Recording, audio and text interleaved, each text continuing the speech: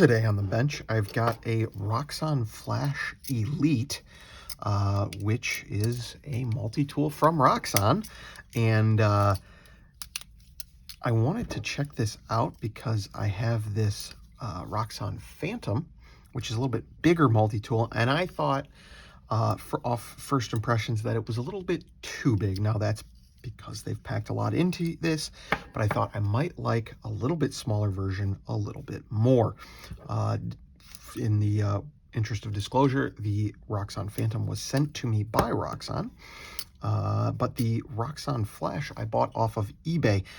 When I wanted to take a look at this, I pulled up eBay and started looking and noticed that there was a relatively inexpensively priced option in the Roxon Flash Elite. However, when reading the listing, I discovered that the tools are stuck open. That's why we have them open right now. The locking tab slides completely freely.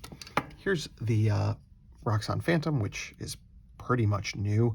And this is what those tools are supposed to do. So you should be able to rock that switch back under spring tension and close the tools up.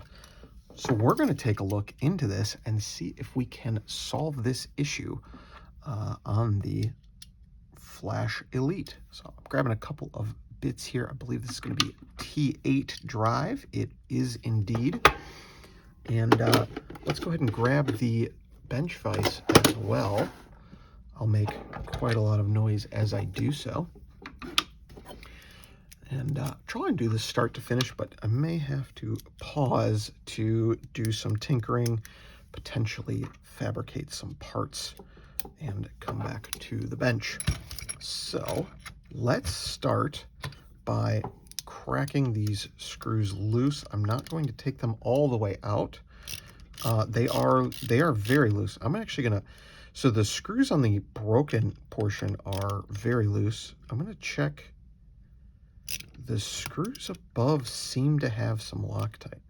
So I wonder if this wasn't taken apart by one of its previous owners and couldn't be put back together. So okay, I've got the screw fully loose. Not pulling the pivot quite yet. If we can get this working, we can actually do a review video in the future.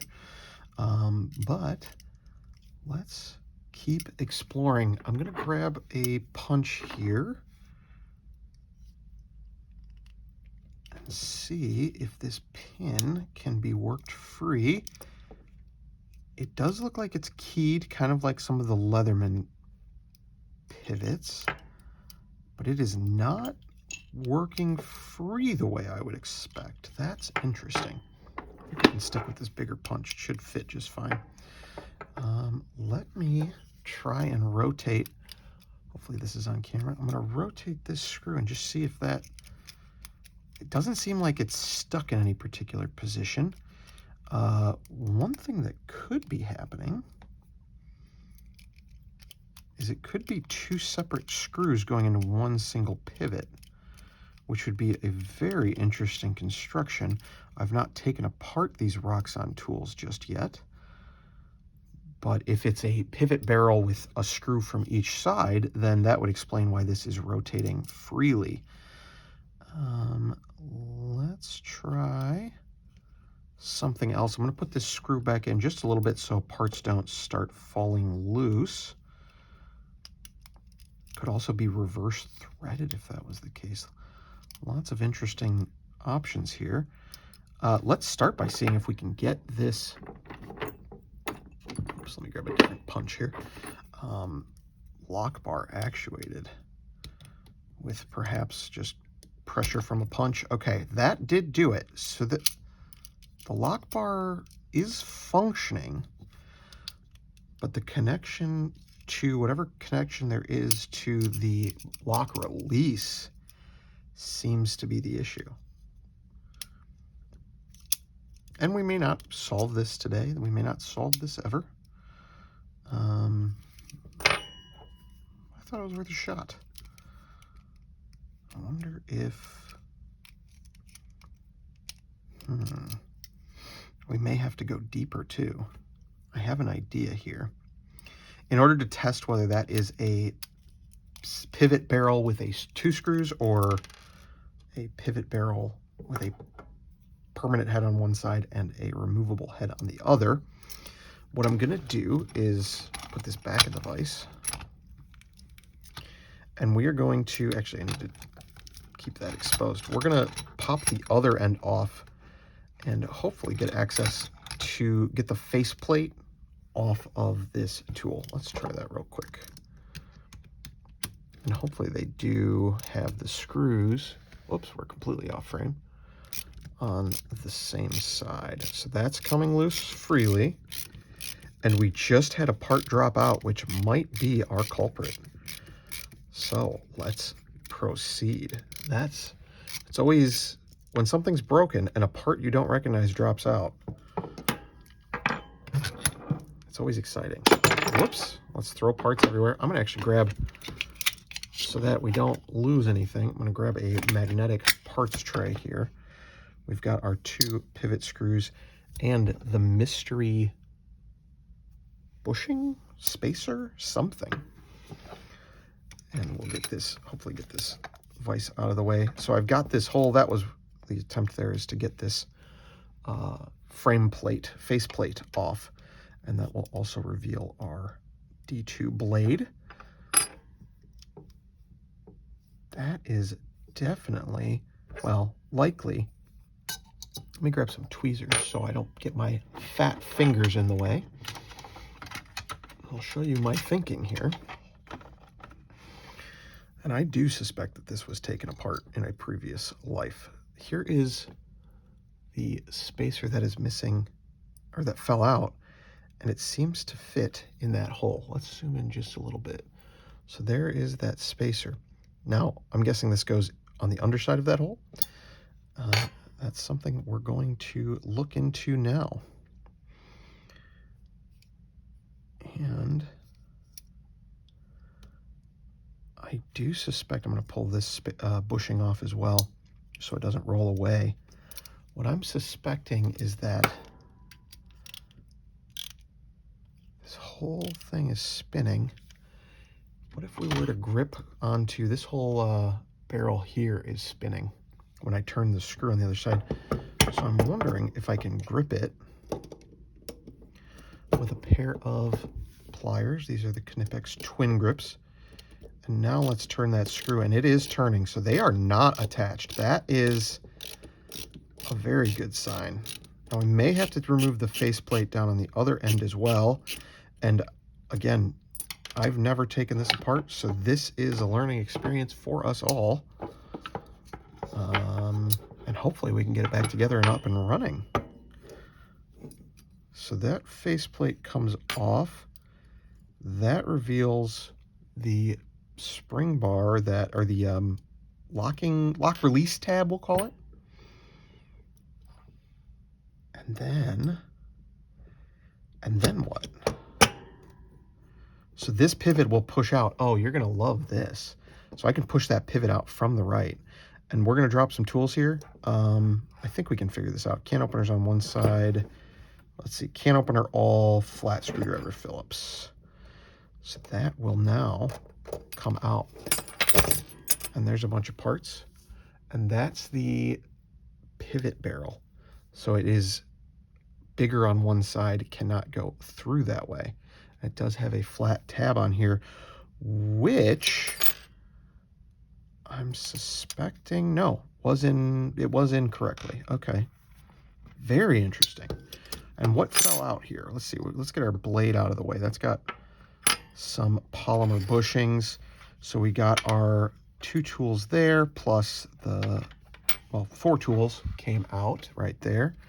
I'll zoom a little bit back out so I don't forget to show you guys stuff. And we've got 2 spacers as well. I did not make a note of where those came from.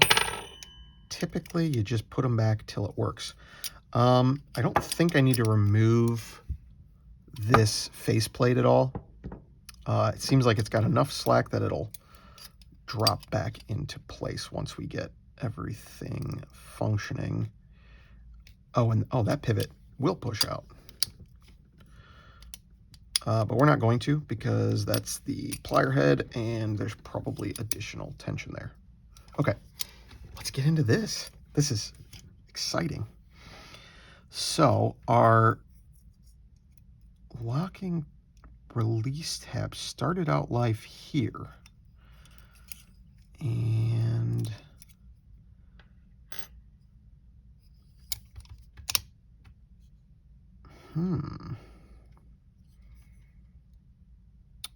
I think I see our issue. Will this plate come apart? Will these two plates come off? If that, grab it here.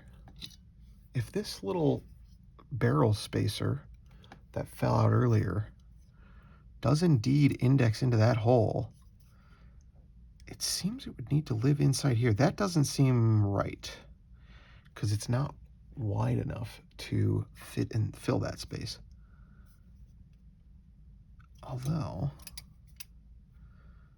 it may just be correct. I don't see anywhere else it would index. I may pause here and do some additional exploration on the Phantom to try and figure out where that little spacer came from. One moment, please. Well, I have discovered the home for that little spacer. It does indeed index into the frame there, but this is something that came apart due to our tinkering because there is a matching hole in the faceplate, so that would line up there. That was not the culprit. However, I did just kind of fiddle around and put this back in place, and it does seem to be able to actuate that lock. And it wasn't before. I don't know, can you guys, I mean, I can feel the spring tension. You can see the internal parts moving, and that is releasing the lock. So I'm not sure what caused this, but it might already be fixed. Let's reassemble and see what happens. It's the sort of thing that, well, it does happen when you have issues with something like this. It's always worth just taking it apart and putting it back together. Let me figure out what order these tools went in. I believe it was something like this. And then it does look like those washers, you can always usually tell from the rings around the tools that those washers sandwiched the tool stack. And it looks like everything will go back together just fine here. So let's set these down and get ready for everybody's favorite part of the video where I struggle to reassemble a tool. I'm gonna grab these washers with my tweezers and let's bring the vise in just for a little bit steadier hand so you guys can get a better view of the situation. So there's a little bit of tension there and the pivot is right here. I'm gonna start by feeding this in southpaw, I guess. We'll get that first washer on. These washers aren't keyed like the Leatherman washers, so that makes it nice and easy. I'm actually we'll put the tools in one at a time, why not?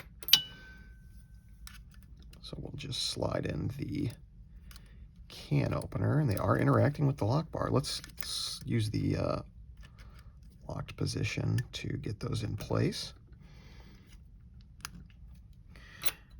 And then it was the flathead. Hopefully this is right. Oh, the flathead goes this way, which means it was the all next. We've got everything reversed here. So we're just sliding these onto that pivot as we progress it through the tool. Little by little. And we're putting them in the lock position because there's a little bit less tension on them. So hopefully this makes some sense. Put that last tool in, we're gonna shimmy it till it goes in place. And then we're gonna work on that last washer. Now, I'm gonna turn this towards me here. All we're gonna do is slide this in until we can see it through the hole. There's enough tension to kind of keep it in place. Got a spudger here to give it a little help. And then we can use the tip of this spudger to help line things up through the pivot hole. and the pivot came through, so that was nice and easy. What's next? It should be the locking release lever. Let's put that in place and just see what happens here. So without any... Oh, it's not pushing it open enough.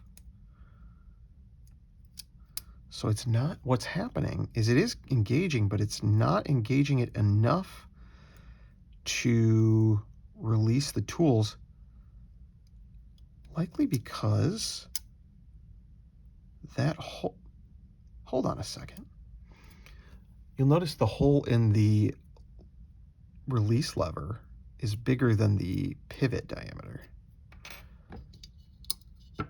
And we did free up one of these bushings earlier, or we found one of them down here in a space where it doesn't really make much sense. Would those line up if we used it here? No, it's too big for that. Interesting. So there's something going on with the diameter of that pivot. Let me check it against the other side of this screw. Smaller than that, but bigger than that. That is definitely our issue. It's just a matter of figuring out why that might have happened. Because if we kind of hold this down as if it was more engaged, it does a fine job of releasing that lever.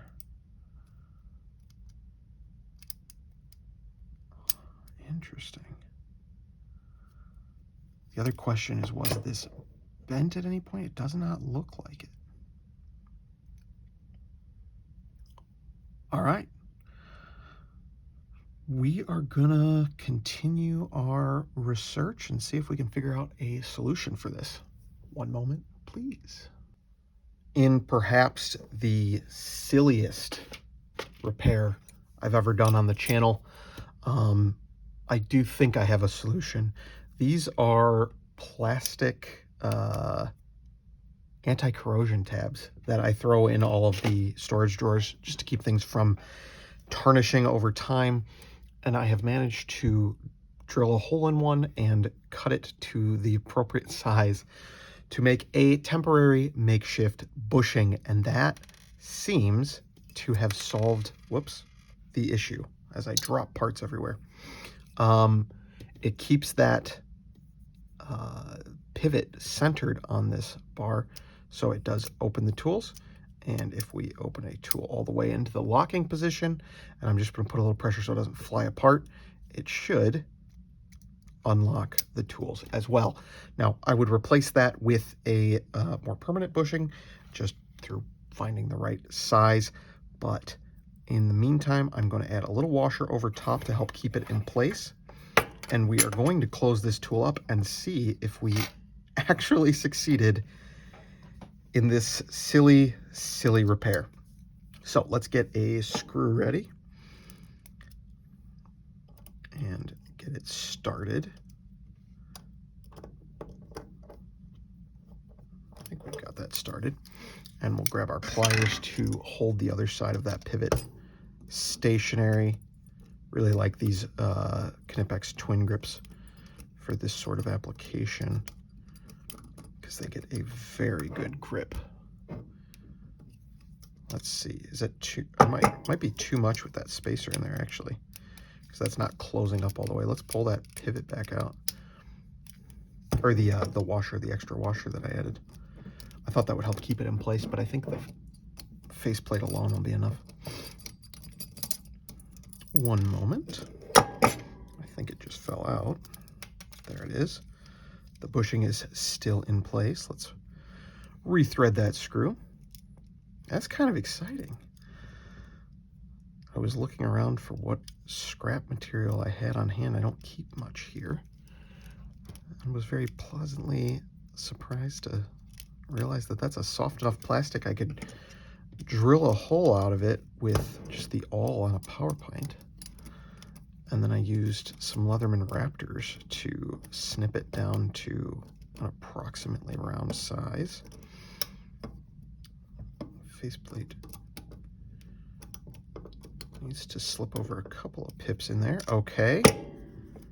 Moment of truth, and we can reassemble the tool fully. Let's get some tools displaced and unlocked and opened.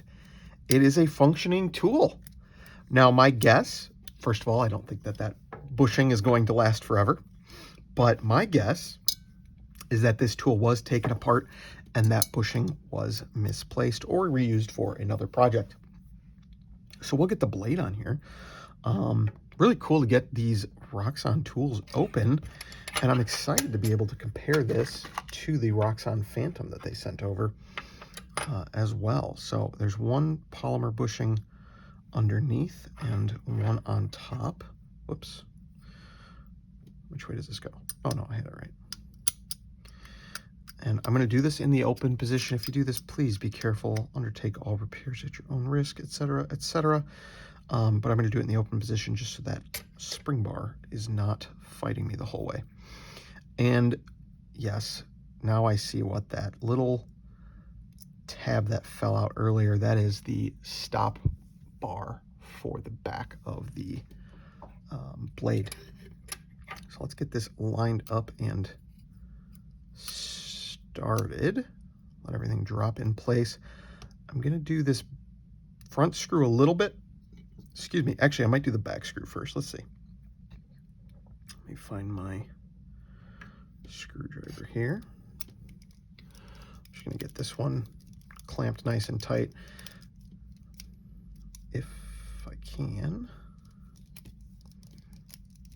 Oh, is there a shorter screw and a longer screw? Or, oh, that must be a different size. Well, that's very strange. Different size thread, perhaps? This one is going in, so that must be correct. Make sure everything's still lined up down here before I tighten that up. And actually, if I go to the other side with my screwdriver, hopefully you guys can see that pivot is misaligned, so I'm just going to turn it until it lines up. And the frame's got a little keyway or a little flat milled into it that meshes with that pivot barrel. That keeps everything from twisting over time. Let's see, this screw seems kind of tight. Oh no, is it? I wonder if I used the wrong screws in the wrong spots. I assumed they were all the same size. That just popped. Let's see. May have to swap screws around here again until we find the right sizes here. I don't want to force anything. Now, that screw was too small for this. This one does seem like it's the right size down here.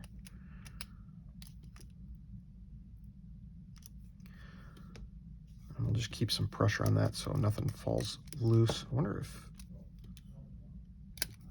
this screw should be swapped, or if I'm just fighting Loctite, might be the other thing here. Let's put this screw back in over here. Just swapping around until we figure out the solution here. Oh, that one's going in very nicely. That might be it. Interesting that they'd be different thread sizes. That's a little strange. May make things, I'm not sure. We'd have to ask Roxon about why they might be doing that, if indeed they are. Or I might just be fighting some cross-threading or some Loctite. This one does seem like it's gonna keep going. And our back spacer is still in place, and that is cinched up. The blade opens, it locks. It is a little bit loose. I wonder if it's not.